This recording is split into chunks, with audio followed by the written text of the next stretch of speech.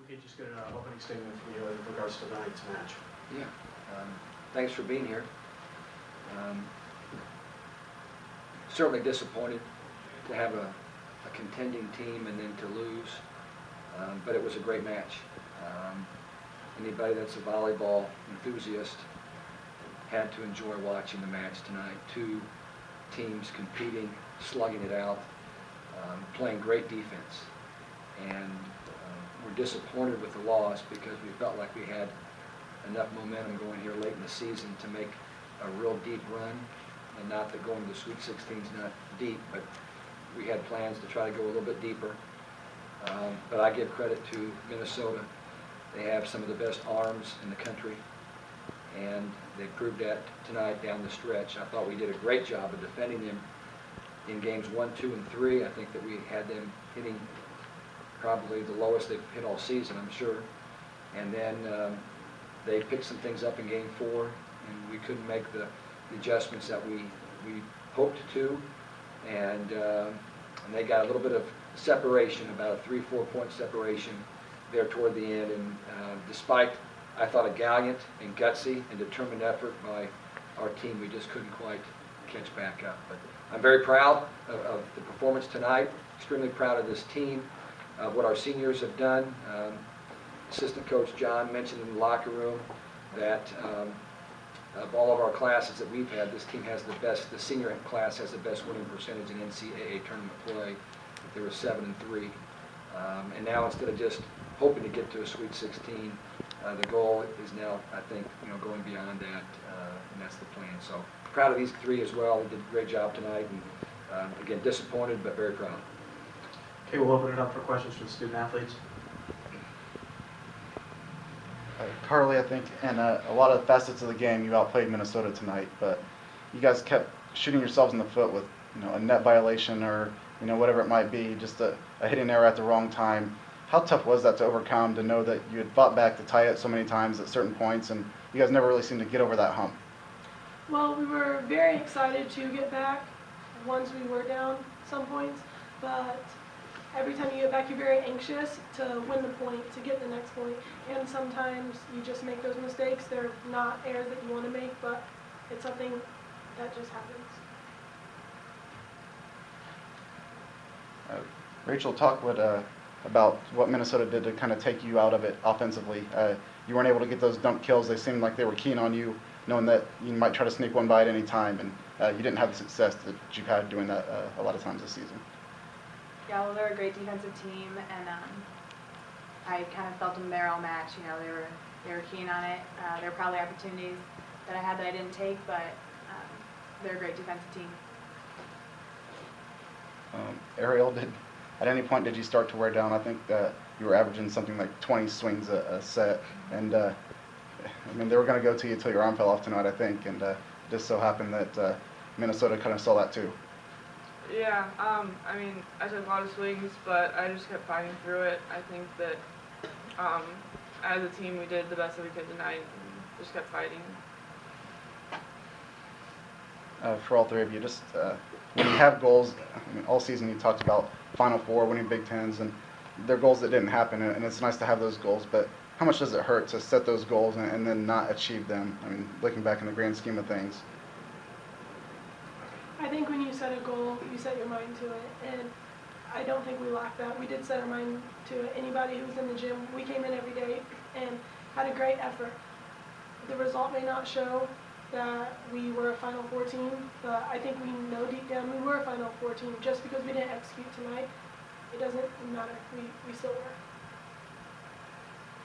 Rachel, you guys were up there in the second set, I believe 7-2 or something. Then Minnesota made a change. What did they change there that really kind of allowed them to get back into it and kind of stopped you guys from being able to produce as well? Like I said, they're a great defensive team, and they started making adjustments and started reading a little bit better. So we struggled for a couple points. Ariel, obviously it hurts right now, but when you look back and you three came in together and they've got another year, but you don't, how much pride do you take leaving here knowing that like Dave said, this is a team that now expects to get to the Sweet 16, whereas when you came in, it was, we like to go to Sweet 16s, you know, that's fun, and now that's not acceptable. Yeah, I think I've learned so much since I've been here, and I've really enjoyed playing with these girls, and I think that it's great the way that we've really brought this program up to the next level, done it all together. Carly, I guess just being there with Ariel all this time, just kind of talk about the kind of player that she's been these last few years. Oh, AT is one of a kind. She comes out of nowhere. She gets kills. She gets blocked. She gets digged. She's the total package. What Dave would say, jack of all trades. And Ariel, she's also awesome off the court. And I think anybody would know that. Anybody would love to be her teammate. And we're gonna miss her, but she did great things here. Anything else for student athletes? Okay, ladies, thank you very much. Congratulations on a great season. Go ahead and open it up for Coach Shondell. Coach, I just guess could you just talk about the senior class a little bit? Yeah, like I mentioned, they really did take us to a new level. You know, when everybody in America sets goals if they are doing things the right way in athletics, and not very many of them reach their goal. You know, I think there was a question earlier about, you know, are you disappointed because you didn't reach your goal? Well, probably are a little disappointed, but it's a senior class. Obviously, the two that played the most were Ariel, who, you know, will always be remembered as one of the best players Purdue has ever had, and then Anna, who was a terrific athlete that struggled with some injuries, but you know, so happy that she finished the season the way that she did. I thought she played some of the best volleyball of her career here in the last few weeks. And then Amanda Miller had a storybook season. Somebody that dealt with concussions and other injuries, and for her to have the kind of season she ended up with in her 5th year was great. And I thought Courtney also had a good year this year. You know, she had the labrum surgery during the off season and could only attend a couple practices a week because of her engineering schedule.